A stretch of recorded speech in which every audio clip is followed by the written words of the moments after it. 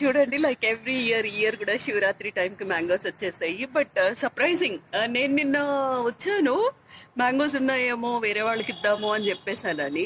ఎంత వెతికినా నాకు కనిపించలేదు. ఈ రోజు ఏంటంటే వేరే వాళ్ళు కాస్త పసుపు బొట్టుకు పిలిచారు అని చెప్పి ఆంటీ వాళ్ళు వచ్చారు, వెళ్దాము అమ్మ అని. 4 మామిడి కొమ్మలు ఉంటే కోసి పెట్టమ్మా అంటే పైకి వచ్చాను, ఆంటీ వాళ్ళు కిందనున్నారు.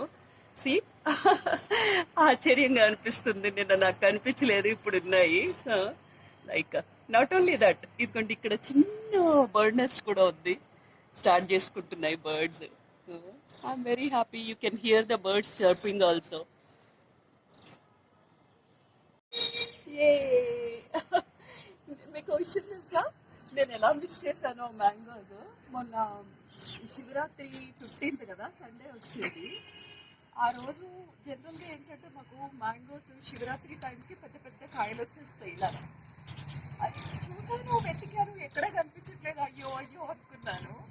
బట్ ఇవాళ మండే ఈవినింగ్ ఏంటంటే మాకు వేరే వాళ్ళు పేరెంట్ అనిపించారు, అక్కడికి వెళ్దామని చెప్పి ఆంటీ వాళ్ళు వచ్చారు. వచ్చి అమ్మ మామిడి కొమ్మరికి వద్దామా అంటే వచ్చాం మేము.